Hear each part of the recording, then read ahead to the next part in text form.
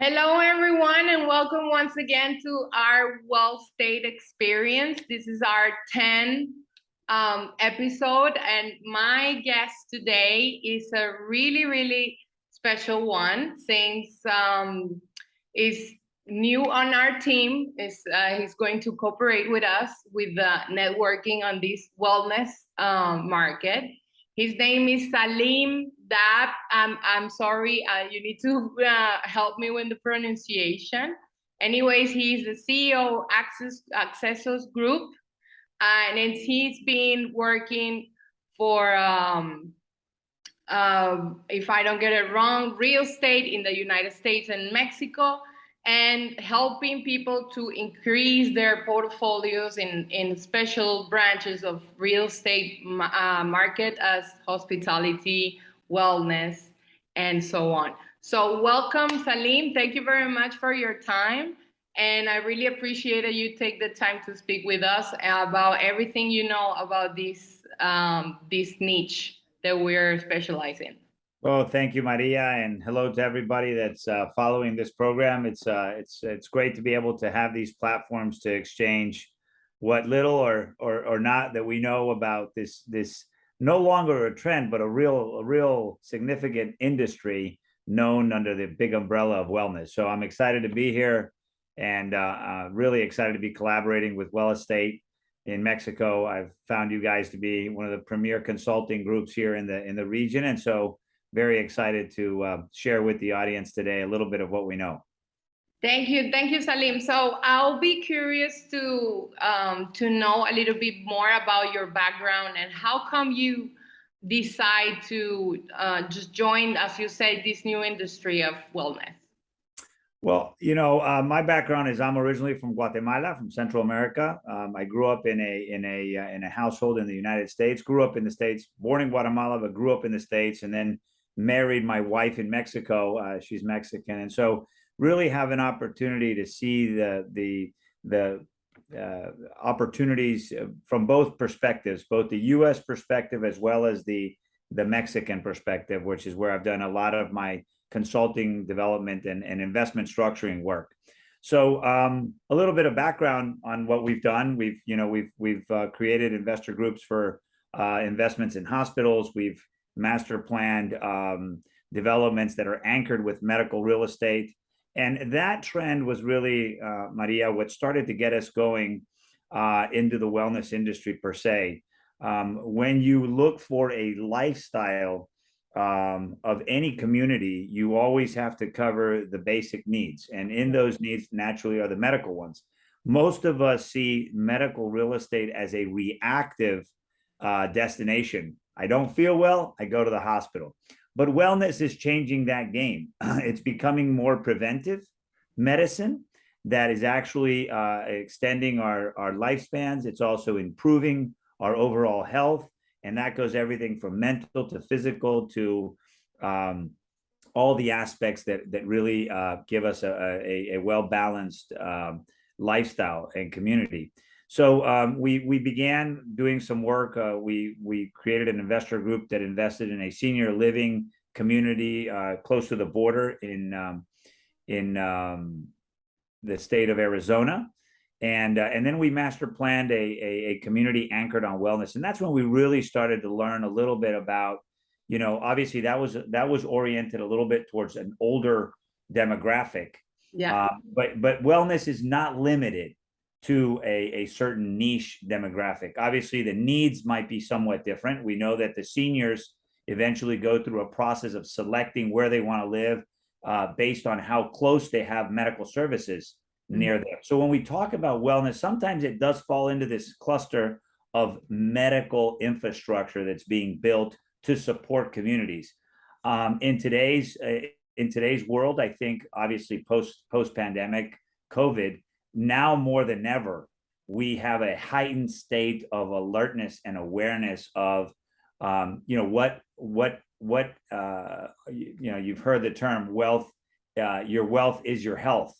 And what really matters is that you are preventive, in everything that we do that regards our health. So in the wellness world, as many of you in our audience probably are aware of, and if you're not, I highly suggest you look up the Global Wellness Institute, that was founded a few years back and has their headquarters in Miami.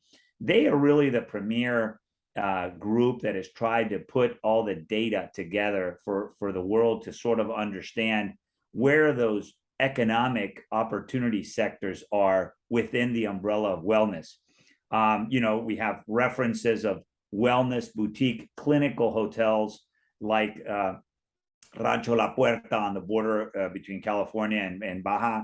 You have right there in Tucson, Arizona, you have very well-known Canyon Ranch, Miraval brands. These are brands that are now been very subjects of, over the last 5 to 7 years, of takeovers from the hospitality companies. So you see a merger of these hospitality concepts with more clinical delivery of service, very unique offering. And what's amazing is clients are now, patient clients are really engaged in looking at their health and looking at how to live better, more balanced, healthier lives. And so it's exciting. It's exciting to see that start to pop up in Latin America as well. And so we're excited to be diving into studying right now specifically the Cancun Riviera Maya region, because you have such a strong connectivity. It's one of the major tourism markets in the world. You have access, direct flight access from many countries. We have more flights right now. The airport in Cancun is receiving more flights than it did pre-COVID. So it has more direct flights than it had pre-COVID. So it's obviously a very interesting market because you have walks of all parts of the world, and we also have a major wellness player in the boutique real estate market, which is Shaw Wellness from Alicante, Spain, is now already under development here in Playa Mujeres, just north of Cancun, and they're it's redefining real estate on that beach. You bring a top global brand like Shaw to the beach, and property value goes up. So we're looking at things like that are going to have a major effect on the community, on the tourism offering, and on the wellness landscape here in the Riviera. Yeah, and not only Shaw, but also Nobu is a Japanese wellness brand, which Robert De Niro is part of their shareholders. And now they're going to open a hotel, like wellness hotel in Tulum. So absolutely, we have all these realities but what I would like to say is that right now, wellness is not only about hospitality or maybe medical services. It's also about people looking for healthier lifestyles, like lifestyles that they might enjoy more. They don't want to be in the big city. Maybe they also like renouncing to make big money, but have more time and quality, and spend more time with family, and also with the fathers. With their parents. What I'm seeing here is that, for example, it's a lot of Canadians, but due all the political situation in Canada, they're migrating here, but not only because they want to retire, they're coming with their kids, their grandkids, and there's families moving all along from Canada, from North America to this area, not just because of the weather or because it's affordable, but also because of they can find communities where they connect, where they can network with work and schools, and everything is based on a healthier lifestyle. So absolutely is a super interesting scenario what we're having here. And that's why I want to ask you, what will be your vision for investors that want to put money right now in properties that are focused on wellness? Well, I think investors have already shown very clearly through the pandemic that that is a place that they feel confident in investing. Obviously, you mentioned Tulum. Tulum, not only Noble but others on that basis create very unique places. You know, places that are in a way trendy. Obviously, growing at a very rapid rate. You know, two things to consider there. The infrastructure is catching up to the amount of investor commitment Yeah. to Tulum. You know, it's Tulum's greatest challenge. They have so much investor interest in that type of lifestyle that is healthier, that is more balanced, that's a little bit more slow paced, right? Unique. It's a unique architecture community, you know, in the sense of, you know, in the middle of the jungle and just the the architectural trends that go with it, much like in the United States, places like Santa Fe, New Mexico. You know, very unique settings, very wellness oriented, alternative medicine oriented. But we know as well that you know, the stress of the big city, which you mentioned, is also creating this huge niche of nomads, and the technology that we've now gotten accustomed to be able to work remotely, you know, is a tremendous advantage for families to be able to move, as long as, you know, you have the proper balance between supporting infrastructure, again, medical, educational. You know, you have that, but so many things have come online. Telemed, you know, there's so many things you can be connected to now that have become more mainstream than there used to be pre-COVID. So I think there is a definite before and after COVID reality to the wellness investor consideration of where they put their money. And the other thing we're finding that's very interesting is in the past, major hospitality players have done master plan resorts anchored by hotels. You know, and they have the golf course, and they've had that. You know, we have some phenomenal properties here along the corridor in the Riviera Maya, and now those master plan communities now can enhance their offering by trying to convert into wellness communities. You know, now it went from hotels having spas that have been evolving to now bringing the spa in out of the, you know, the amenity, and actually creating lifestyles around that. Obviously, you know, sport has always accompanied big hospitality, you know, things like golf courses, and, you know, now you have more diverse sports, especially ecotourism and things like that offer these type of things. But in the end, I see going forward this trend enhancing the offering, that these master plan resorts will become master plan communities because of wellness, and they're going to give that supporting balance of infrastructure that people are flocking to. Obviously, climate matters, right? Space matters, open air matters, access to the beach matters. These are all, you know, and not to say the least, we're in the early stages of a potential recession period, and obviously value matters. So, you know, especially for places like Mexico that offer such a great value in what you get for what you pay, naturally it allows more families to consider this an option, whether they be seniors or, you know, young family, nomad executives that can have a little bit of the best of both worlds, you know, in the end.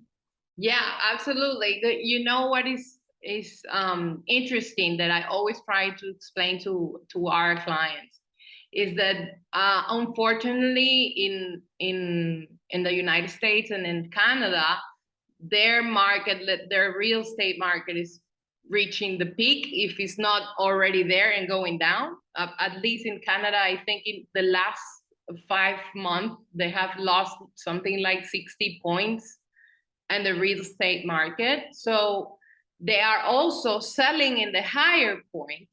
And when they come down here, they, as you said, they can get, really good products in amazing locations still. And they can buy not just one, but more properties. And what they do is that they live in one and then rent the others, and bring all these capitals to gain even more advantages of it, right?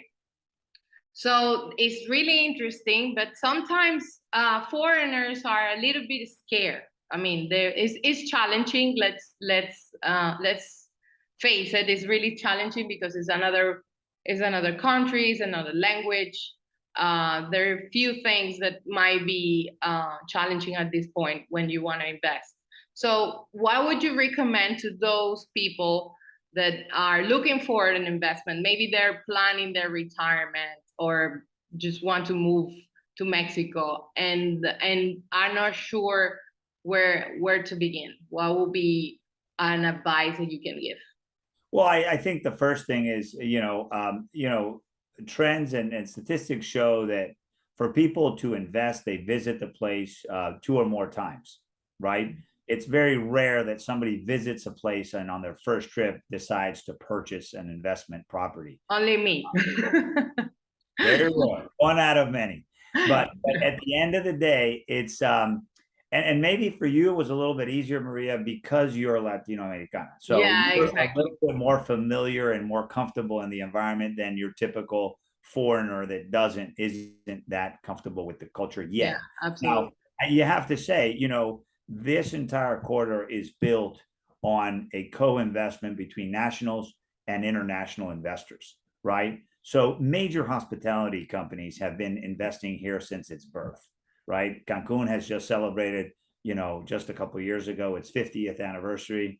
And in the end, it is a place that has been a great receiver of investment. So obviously there's always the need for your right advisor. So my first advice is you have to find a broker you feel comfortable with that is knowledgeable. And then normally the brokers that are professionals in our industry will have, whether it's a broker or whether it's a consultant, naturally they will guide you to the other professionals that will protect you in going through the sequence and the buying process so you feel more comfortable. But again, it's not as daunting of a task to actually get comfortable because there's so much of it. It's easy referenced, especially in the very good projects, the ones that have title and the ones that and there's a lot of that. Obviously, it's a consideration that you have to do here or anywhere else. You do your proper due diligence with your advisors, and then you pull the trigger. So again, finding the right bullpen of advisors, whether it's your broker, your lawyer, technically with those two, you should feel very comfortable investing here. And we see a tremendous amount of potential for sure. Great, thank you for that. And I will add to that, we have a practical guide for investors in our website, www.wellstateinvestments.com. You can get it for free. And over there, we put all the information you need to know about investing in Mexico. And for our last question, what do you think will be the future, like in 5 years' time, of this area? What is your prediction? Well, I think the growth trend, if you look at Cancun's development over time, Cancun has been, and many of these municipalities have been the fastest growing municipalities in the entire country. And there's a specific reason, and I believe that trend will continue and probably accelerate. There's two things. One is connectivity. You have an airport that continues to expand its flight offerings to international markets, direct flights to every continent. So that obviously allows for a lot more people to discover the location and its offerings. That's one that's very important. And also, we see both a balance of national investors and international investors coming together. Just Cancun proper itself, it now has over 1 million in population. And from an urbanistic statistic of urban development, we know that when cities hit 900 to a million in population, they accelerate their growth. So where do I see, both Cancun as the not the capital of the state, but yes, the capital of the Riviera Maya. I see that, and it trickling all the way down to Bacalar and through the rest. Obviously, there's major infrastructure projects as well, as you know. Those are government programs that have gotten a lot of media attention. Obviously, have been a cause of great debate of what impacts they're having on the environment, as well as the balancing economic drivers that provide jobs. Yeah. As well. So I see a region that is in a growth pattern, and these are some of the growing pains that they have to go through. But in the end, when you have major international investment continuously coming to a region and continuously marketing to their audiences to come here, then you have an influx of potential, economic prosperity that creates jobs and ultimately kind of sets itself apart of just a national median of economic development. So I see accelerated growth coming, with these things. Obviously, we always have issues to consider around politics and security, which we cannot deny. But the numbers just keep rising. And with that sort of influx, like you mentioned, some markets are topping off. Canada, United States, some hyper markets that have been accelerated for quite some time. There's some easing going on with the recession there as well. And so dollars, both Canadian and American or euros, can have a tremendous amount of effective value when investing in the corridor. So I see continuous growth. I see more people moving out of major cities into these better lifestyles, more balanced lifestyles. And I think that trend is just going to solidify itself and consolidate itself. Maybe the kicker, that what kicked it all off, was this pandemic, because prior to the pandemic, there was still growth, higher than average, but it wasn't as accelerated. I think that the pandemic showed that even, the negative effects that it had on the economy and the restructuring that it caused, it also showed areas of opportunities. And so in open spaces, like there are here, people will start to more and more want to be spending more time. Weather has a big part to do with all that, right? Weather here is pretty consistent. Absolutely. And then in addition to that, we're in a region that has a culture patrimony that is not anywhere else in the world. Right. Like all the Mayans ruins, all these pyramids. I always make the comparison. Like, if buying a property in the Riviera Maya is like having a house in Rome or in Egypt or in these major, archaeological places. Not only that, we have cenotes that are nowhere else in the world. You can find these only here in this region of Mexico. So it's not just a fact that you have, a nice house by the beach in the Caribbean, but you also have that backup of the culture side and the uniqueness of the geology of the place, right? So I think, as you said, this area has a big potential, and no because of nothing. PAG is betting on the Riviera Maya. NASCAR is betting on the Riviera Maya, and big brands are betting on this region. So yes, I see a bright future for everyone that decides to come here. So Salim, thank you very much again. It's been an honor to have you here, and I hope we can connect anytime soon. And I don't know if you want to add any other comments. No, we're happy to be working with Well Estate, and I think it's a premier consulting group. I highly recommend people to look them up, and that's one of the reasons I'm working with them, is because they are a great local partner, a great local advisor that you can find for your individual needs or your firm's needs. So I'm happy to engage with anybody that wants to dive deeper into any of these areas that we've discussed today. But I appreciate again the invitation to talk to you, Maria, and always great to work with you guys. Thank you again, Salim. Thank you very much to everyone. Don't forget to subscribe and follow us in our social networks, and I'll see you next time. Bye. Thank you. See you. Bye.